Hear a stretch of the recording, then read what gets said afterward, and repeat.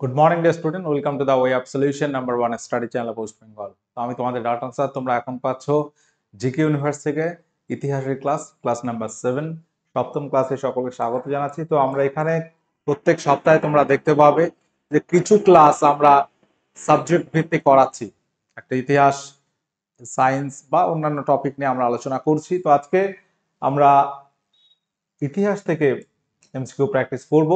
তো আমাদের জুন মাসে যে ক্লাস রুটিন তোমরা পাচ্ছ, সকাল 7:30 থেকে আমার ক্লাস কিন্তু থাকছে এবং অন্যান্য ক্লাস রুটিন এখানে দেওয়া রইল, প্রত্যেকে তোমরা এক ঝলকে দেখে নাও। আমাদের সমস্ত ক্লাসের নোটিফিকেশন বা লিংক আমাদের টেলিগ্রাম গ্রুপে তোমরা পাবে, the way of solution verified Telegram group. এবং আমরা যে পেড কোর্সগুলো করাচ্ছি এটা তোমরা পাচ্ছ TWS একাডেমি অ্যাপে। এই অ্যাপ তোমরা প্লে স্টোরে গিয়ে ডাউনলোড করতে পারছো, ঠিক আছে। তো আমরা এখানে নতুন একটা ব্যাচের কথা বলবো, WBSSC group C and group D, দুটো ব্যাচ আমাদের লঞ্চ হয়েছে। পাশাপাশি আরো অনেক ব্যাচ SLSTর 9, 10, 11, 12 এর উপরে সাবজেক্ট ভিত্তিক, সব সাবজেক্ট নয়, অল্প কয়েকটা সাবজেক্ট লঞ্চ হয়েছে যেগুলো আমাদের পক্ষে দেওয়া সম্ভব আর কি। আচ্ছা, এখানে দুর্দান্ত ব্যাচ রয়েছে WB গ্রুপ সি SSCর জন্য। যদি কেউ প্রস্তুতি নিতে চাও আমাদের এই ব্যাচে, অবশ্যই TWS একাডেমি ভিজিট করতে হবে। অ্যাপ প্লে স্টোরে গিয়ে ডাউনলোড করো TWS একাডেমি অ্যাপ, এবং সেখানে আমাদের এই কোর্স করানো হচ্ছে। তো এখানে ওভারঅল তোমরা সিলেবাস যেটা থাকবে সেই সিলেবাস ভিত্তিক ক্লাস তো পাচ্ছ, সোম থেকে শনিবার ক্লাস থাকছে। পাশাপাশি প্রতিটি ক্লাসের PDF নোট তোমরা পাবে এবং অধ্যায় ভিত্তিক ক্লাস কিন্তু এখানে করানো হবে। সমস্ত সাবজেক্টের অধ্যায় ভিত্তিক ক্লাস করানো হবে 3 মাসের মধ্যে। 3 মাসের ডিউরেশন আছে আমাদের এখানে। প্রত্যেকে যারা কানেক্ট আছো পুরো ফুল পোস্টারটা একটু যদি দেখে নাও, যে 3 মাসের ডিউরেশনে আমরা এই ব্যাচ কমপ্লিট করব এবং 12 মাস তোমরা এই কোর্সের ভ্যালিডিটি পাবে। এবং আমাদের অন্যান্য প্রচুর ব্যাচ রয়েছে, প্রত্যেকে যারা কানেক্ট আছো এক ঝলকে দেখে নাও। এখানে কিন্তু আমাদের বিভিন্ন পরীক্ষার প্রস্তুতি কিন্তু আমরা দিচ্ছি দীর্ঘদিন ধরেই। Combined foundation, SSC, rail previous year, WBKP, ANM, GNM, অনেক ধরনের ব্যাচ অ্যাভেলেবেল রয়েছে। তো চলো আমরা আজকের MCQ প্র্যাকটিস শুরু করব। প্রথম প্রশ্ন স্ক্রিনে, দেওয়ান-ই খাস কোন স্মৃতিসৌধে অবস্থিত? এই দেওয়ান-ই খাস এই মহলটি কোথায় অবস্থিত? হুমায়ুনের সমাধিস্থলে, মহাবোধি মন্দির চত্বরে, কুতুব মিনারের ভিতর, নাকি লাল কেল্লাতে? আমরা দেওয়ানি আম এবং দেওয়ানি খাস দুটো মহলের কথা জানি ইতিহাসে, এবং এই দেওয়ানি খাসের প্রতিষ্ঠাতা কে? উত্তর কি হবে? প্রতিষ্ঠাতা হচ্ছে মুঘল সম্রাট শাহজাহান। এবং এই দেওয়ানি খাস অবস্থিত কোথায় বলতো? এটা হচ্ছে লাল কেল্লাতে অবস্থিত। রেড ফোর্ট বা লাল কেল্লা যেটা কোথায় আছে? দিল্লিতে আছে। দিল্লিতে লাল কেল্লার ভিতরেই রয়েছে দেওয়ানি আম, দেওয়ানি খাস। এই দেওয়ানি খাস তাহলে শাহজাহান নির্মিত।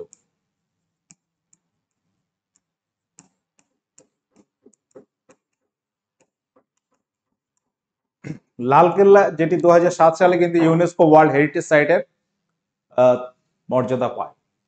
আচ্ছা, এখানে কুতুব মিনার সেটাও দিল্লিতে আছে। মহাবোধি মন্দির এটা কোথায় বলতো? এটা বিহারে আছে। এটা সেই সম্রাট অশোক নির্মিত মহাবোধি টেম্পল, যেটা বিহারে আছে। হুমায়ুনের সমাধি এটাও কিন্তু দিল্লিতে রয়েছে। পরবর্তী কোশ্চেন, ক্যাবিনেট মিশনের সদস্য ছিলেন না কে? আচ্ছা, কোশ্চেনটা এখান থেকে শুরু হচ্ছে, কে ক্যাবিনেট মিশনের সদস্য ছিলেন না? Stafford Cripps, Lord Wavell, sir Pethick Lawrence, A V Alexander. তো ক্যাবিনেট মিশন 3 জন সদস্য নিয়ে গঠিত হয়েছিল। এই ক্যাবিনেট মিশন যেটি ভারতে এসেছিল, ভারতের সংবিধান রচনার উদ্দেশ্যে গণপরিষদ তারা গঠন করে 1946 সালে। ক্যাবিনেট মিশন ভারতে আসে। ক্যাবিনেট মিশন যার সদস্য সংখ্যা ছিল কতজন? সদস্য ছিল মাত্র 3 জন। এবং এটি ভারতে আসে 1946 সালে, 24শে মার্চ 1946 সালে ভারতে আসে ক্যাবিনেট মিশন। এবং এই মিশনের 3 জন সদস্য কে ছিল? Sir Stafford Cripps, Pethick Lawrence এবং এভি আলেকজান্ডার। তাহলে 3 জন সদস্য ছিল এই 3 জন। লর্ড ওয়াভেল সদস্য ছিলেন না। অপশন বি যারা করেছো তোমাদের অ্যান্সার কিন্তু সঠিক হয়েছে এখানে। এই কোশ্চেনটা ভেরি ভেরি ইম্পর্টেন্ট কোশ্চেন। পরীক্ষায় কিন্তু আসে, প্রত্যেকে নোট করবে যারা জানো না, যারা পেরেছে অবশ্যই পরবর্তীতেও পারবে আশা করা যায়। স্বরাজ দল কোন সময় নির্বাচনে অংশগ্রহণ করেছিল? স্বরাজ দল এটা গঠিত হয় কবে? এটা আমরা বহু ক্লাস আলোচনা করেছি। স্বরাজ দল 1923 সালে গঠিত হয়। তাহলে কোশ্চেনটার অ্যান্সার অর্ধেকটা বলাই হয়ে গেল। স্বরাজ দল যেটা প্রতিষ্ঠাতা আমরা জানি চিত্তরঞ্জন দাস এবং মতিলাল নেহেরু, তাদের উদ্যোগে এই দলটা প্রতিষ্ঠিত হয়েছিল 1923 সালে। তাহলে এখানে অ্যান্সার চলে এসছে। 23 সালে যদি গঠিত হয় তাহলে তারা তার আগে তো নির্বাচনে অংশগ্রহণ করবে? করবে না। তাহলে এখানে আমরা অপশনগুলো কেটে দিলে অ্যান্সার পাচ্ছি অপশনে 1923 এবং 1926-এর নির্বাচনে তারা অংশগ্রহণ করে। ওকে, তাহলে এটা গঠিত হয় 1923 সালে, এটা মনে রাখবে। 1923 সালে এটি গঠিত হয়। পরবর্তী কোশ্চেন নাম্বার 4, মোপলা বিদ্রোহ 1921 সালে কোথায় সংগঠিত হয়েছিল? আসাম, কেরল, পাঞ্জাব নাকি বাংলা?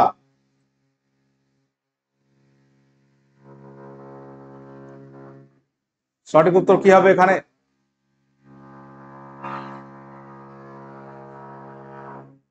মোপলা বিদ্রোহ যেটা মালাবার উপকূলে হয়। মালাবার উপকূলটা কোথায়? মালাবার উপকূল হচ্ছে কেরলে। এটা হচ্ছে কেরলে। কেরলের মালাবার উপকূল 1921 সালে এটা ছিল এক ধরনের কৃষক বিদ্রোহ। এটা ছিল এক ধরনের কৃষক বিদ্রোহ। পরবর্তী প্রশ্ন, পঞ্চমহল কোথায় অবস্থিত? পঞ্চমহল কোথায় অবস্থিত? হাওয়া মহলের ভেতর, গোয়ালিয়র দুর্গে, ফতেপুর সিক্রিতে নাকি আগ্রা দুর্গতে?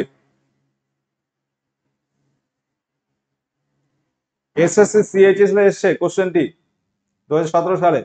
পঞ্চমহল এর নির্মাতা কে যদি প্রশ্ন আসে, উত্তর কি হবে? হাওয়া মহল এটা হচ্ছে রাজস্থানে। সহায় প্রতাপ সিং নির্মাণ করে। গোয়ালিয়র দুর্গ কোথায় আছে? এটা ফতেপুর সিক্রি, আগ্রাতে। আগ্রা দুর্গ আগ্রাতে। তো পঞ্চমহল এটার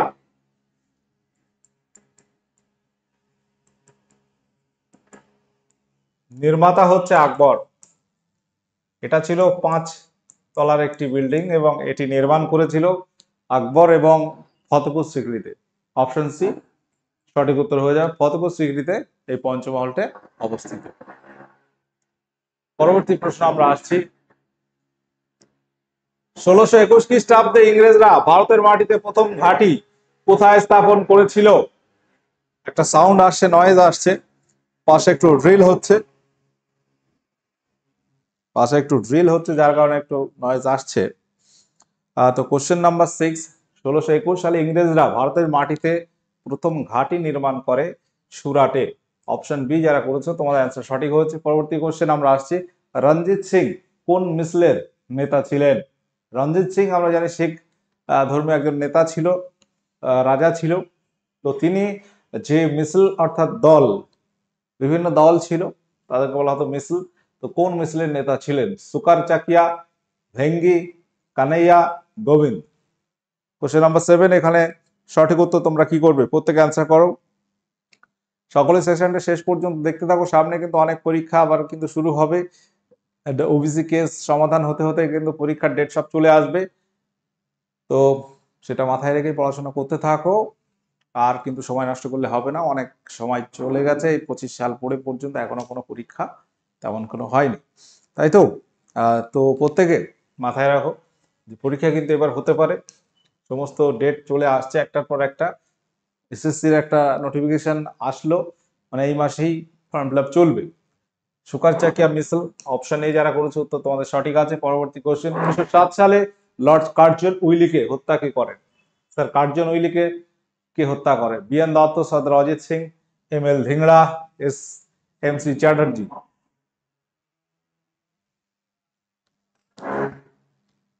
বলো এখানে সঠিক উত্তর কি হবে?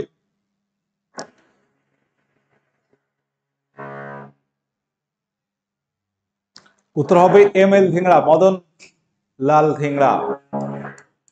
অপশন সি এখানে রাইট অ্যান্সার হবে, তিনি কার্জন উইলিকে হত্যা করেন 1907 সালে। 1942-এর ভারত ছাড়ো আন্দোলনের সময় কে ভারতের ভাইসরয় ছিলেন? 1942-এর ভারত ছাড়ো আন্দোলনের সময় কে ছিল ভারতের ভাইসরয়? উত্তর কি হবে? Option A Linlithgow, Wellington, Wavell, Minto. কোনটি সঠিক উত্তর হবে? আমরা জানি 1942-এ ভারত ছাড়ো আন্দোলন হয় এবং সেই সময় ভাইসরয় ছিলেন লর্ড লিনলিথগো। অপশন এ এখানে রাইট অ্যান্সার হয়ে যাবে। ভারত ছাড়ো আন্দোলন, যেটাকে বলা হয় quit India movement, quit India movement, এই আন্দোলনের সময় গান্ধীজি একটা উক্তি করেন, ডু অর ডাই। এটা শুরু হয় 1942 সালের 9 আগস্ট, এবং আগস্ট মাসে শুরু হয় বলে এটাকে আগস্ট আন্দোলনও কিন্তু বলা হয়, আগস্ট আন্দোলনও কিন্তু বলা হয় এখানে। এবং এই আন্দোলনের আগেই 8ই আগস্ট দেখা যাচ্ছে কংগ্রেসের সব প্রথম সারির নেতাদের ইংরেজরা গ্রেপ্তার করে নেয় এবং দ্বিতীয় সারির নেতা যারা ছিল তারা এই আন্দোলনকে নেতৃত্ব দেয়। পরবর্তী প্রশ্ন, টিপুর চূড়ান্ত পরাজয় ঘটেছিল কার হাতে? টিপু বলতে টিপু সুলতানের কথা বলা হচ্ছে।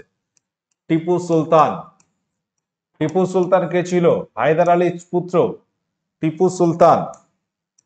আমরা ইঙ্গ মহীশূর কথা মনে আছে, ইঙ্গ মহীশূর যুদ্ধের কথা। টিপু সুলতান চতুর্থ ইঙ্গ মহীশূর যুদ্ধে মারা যায়। টিপু সুলতান বলা হচ্ছে চতুর্থ ইঙ্গ মহীশূর যুদ্ধ,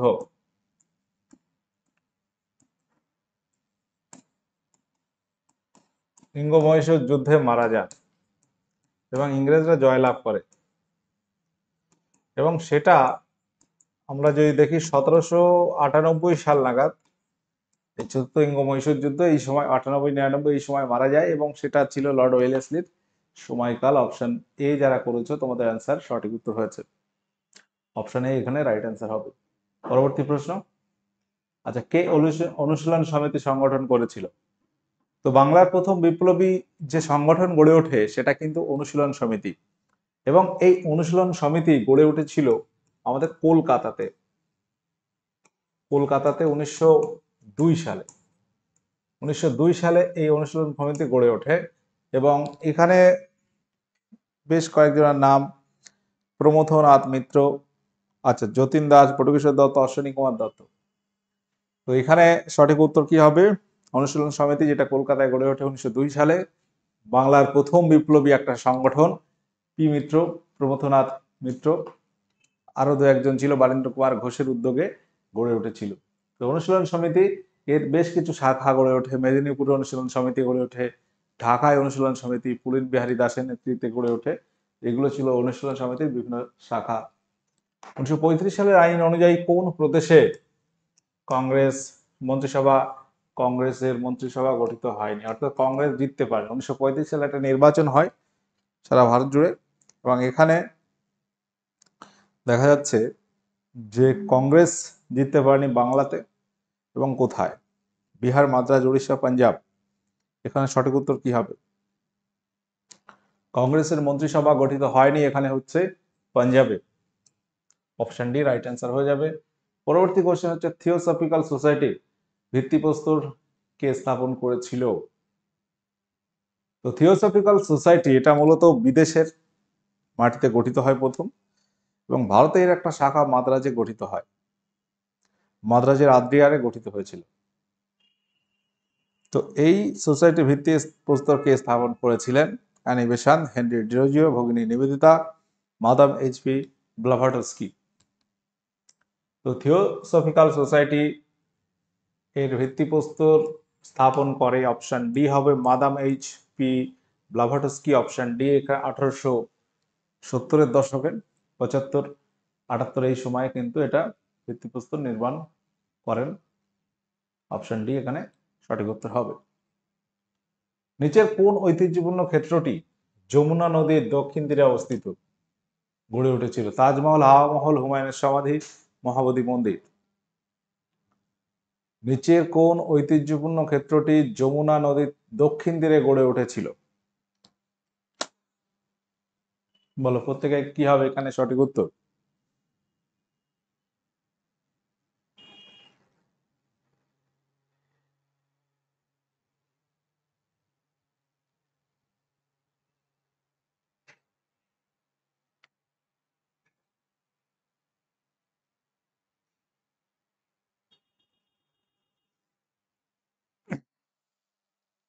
তো এখানে উত্তর হবে তাজমহল হবে। তাজমহল যমুনা নদীর তীরে অবস্থিত আগ্রাতে। আগ্রা শহর আমরা জানি যমুনা নদীর তীরে অবস্থিত। তো এই যমুনা নদী তীরে কিন্তু হাওয়া মহল নেই বা হুমায়ুনের সমাধি, মহাবোধি মন্দির নেই। একটু আগে আমরা বললাম হাওয়া মহল রাজস্থান, হুমায়ুনের সমাধি দিল্লি এবং মহাবোধি মন্দির বিহারে। যদিও দিল্লি যমুনা নদীর তীরে অবস্থিত, তবুও কিন্তু এইটা এই যে ঐতিহ্যপূর্ণ ক্ষেত্র যেটা আছে এর মধ্যে যমুনা নদীর দক্ষিণ তীরে অবস্থিত, সেটা হচ্ছে তাজমহল হবে, যেটা শাহজাহান, মুঘল সম্রাট শাহজাহান নির্মাণ করেছিলেন। পরবর্তী কোশ্চেন, নিম্নোক্ত কোন ধর্মের সংস্কার আন্দোলন ভারতীয় জাতীয়তাবাদকে প্রভাবিত করেছিল?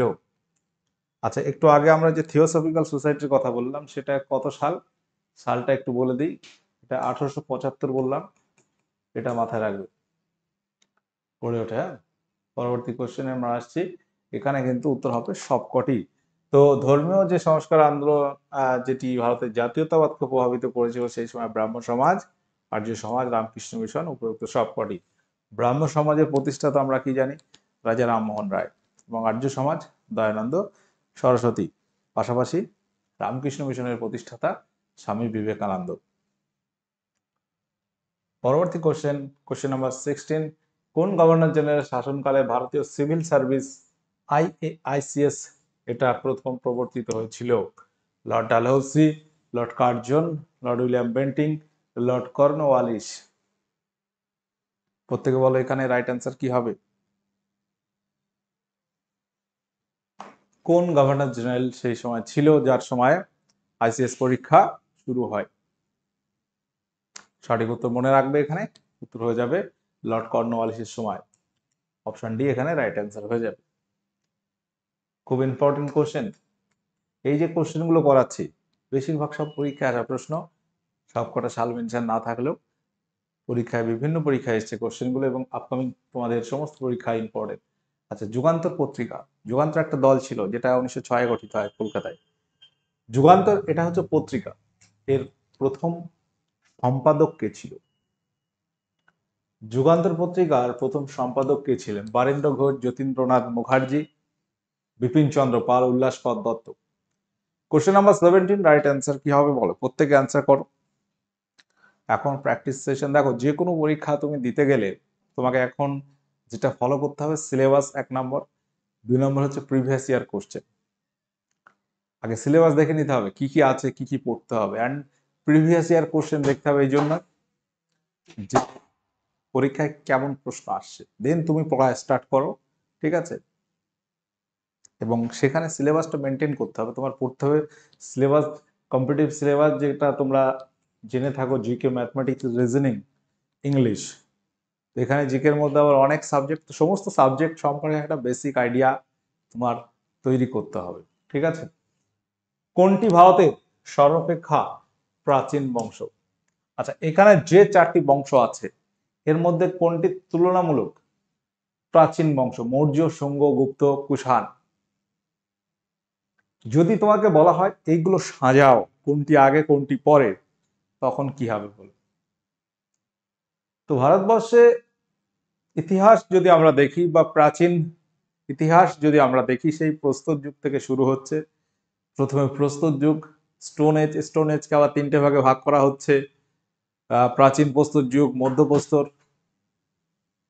নব্যপ্রস্তর যুগ, এবং পরবর্তীতে আমরা দেখবো আবার তাম্রপ্রস্তর যুগ, তারপর আর্য সভ্যতা, প্রথম সিন্ধু সভ্যতা, তারপর আর্য সভ্যতা, তারপর আসছে আর্য সভ্যতার পরবর্তী ঋগ বৈদিক, পরবর্তী বৈদিক, তারপর আসছে বংশ, ষোড়শ মহাজন পথ, মগধ, মগধে গড়ে ওঠে হর্ষাঙ্ক বংশ, তারপর আরো অনেক শিশুনাগ, নন্দবংশ, মৌর্য বংশের পরে শুঙ্গ, তারপর আরো অনেক বংশ আছে, কুষাণ, গুপ্ত পর্ব আসছে। তাহলে এখানে সর্বাপেক্ষা প্রাচীন বংশ হচ্ছে মৌর্য বংশ। তারপর যদি বলা হয় শুঙ্গ, এটা 1 নাম্বার, এটা 2 নাম্বার, এটা 3 নাম্বার হবে, তারপর গুপ্ত 4 নাম্বার, ঠিক আছে? আচ্ছা, কোন ভারতীয় সর্বপ্রথম ব্রিটিশ পার্লামেন্টের সদস্য হয়েছিলেন?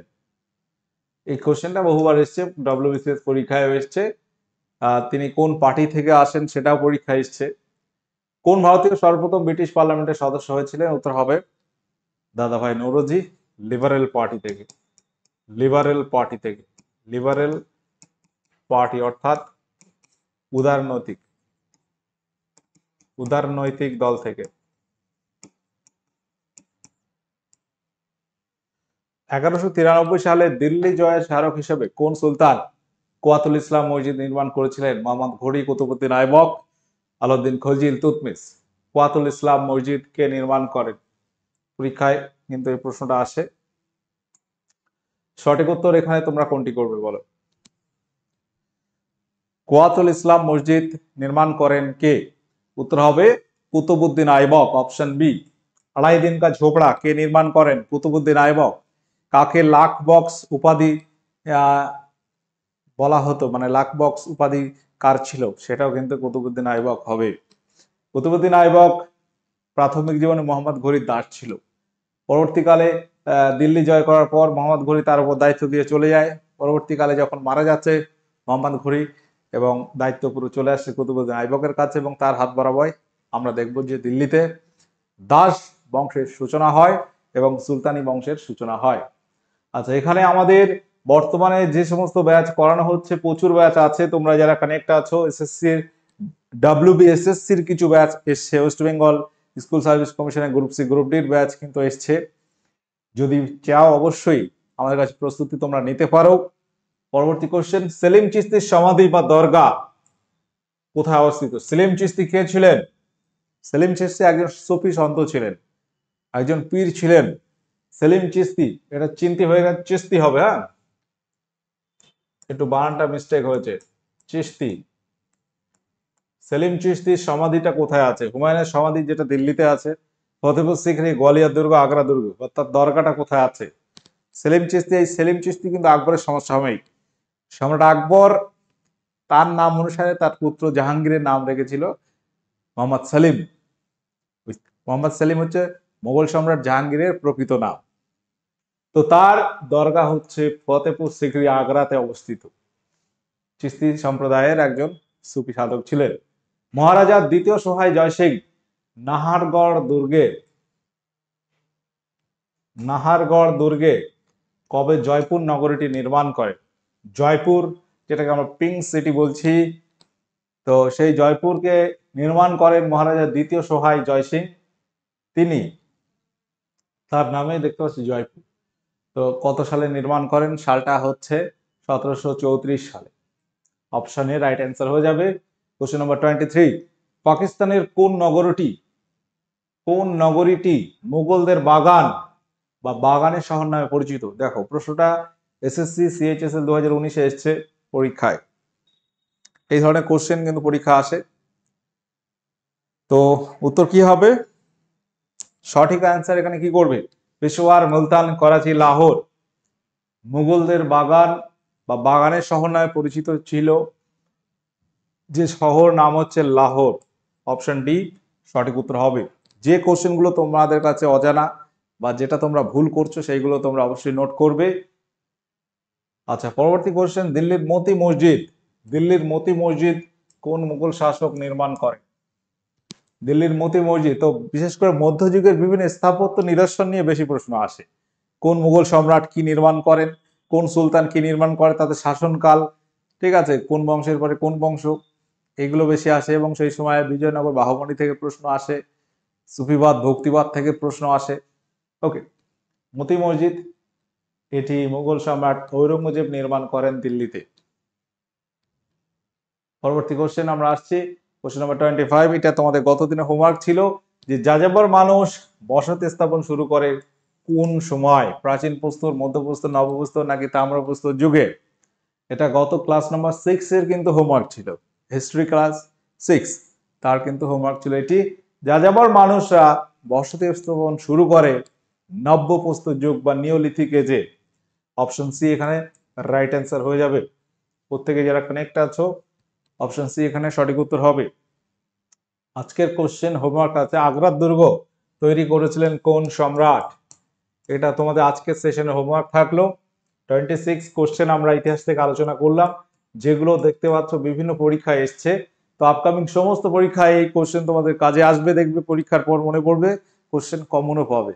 ঠিক আছে, তো প্রত্যেকে যারা কানেক্ট আছো আমাদের ফ্রি ক্লাসগুলো the way of solution, TWS academy, TWS smart বিভিন্ন চ্যানেলে কিন্তু হচ্ছে। যারা নতুন আছো সাবস্ক্রাইব করে পাশে থাকো, এবং TWS একাডেমি অ্যাপ, এখানে কিন্তু আমরা পেড কোর্স করাচ্ছি বিভিন্ন পরীক্ষা ওরিয়েন্টেড, দুর্দান্ত ব্যাচ আছে, প্রচুর ক্যান্ডিডেট কিন্তু আমাদের কাছে পড়ছে। যদি তোমার মনে হয় আমাদের কাছে প্রস্তুতি নেবে, অবশ্যই নিতে পারো। তো TWS একাডেমি অ্যাপ প্লে স্টোরে গিয়ে ডাউনলোড করো, সেখানে দেখতে পাবে মাই কোর্স অপশনে গেলে প্রচুর ব্যাচ রয়েছে। তোমরা যেটা টার্গেট করছো সেটার পিছনেই যদি ব্যাচ থাকে অবশ্যই নিতে পারো, কারণ অনেক ব্যাচ রয়েছে আমাদের রেল, SSC যেটা স্টাফ সিলেকশন কমিশনের আছে, WPSSC West Bengal school service কমিশনের যে নতুন ব্যাচগুলো আসছে সেগুলো নিতে পারো। ঠিক আছে, সকলে ভালো থাকো, সুস্থ থাকো, দেখা হচ্ছে নেক্সট ক্লাসে। আজকের সেশন এখানে এন্ড হলো। ওকে, টাটা।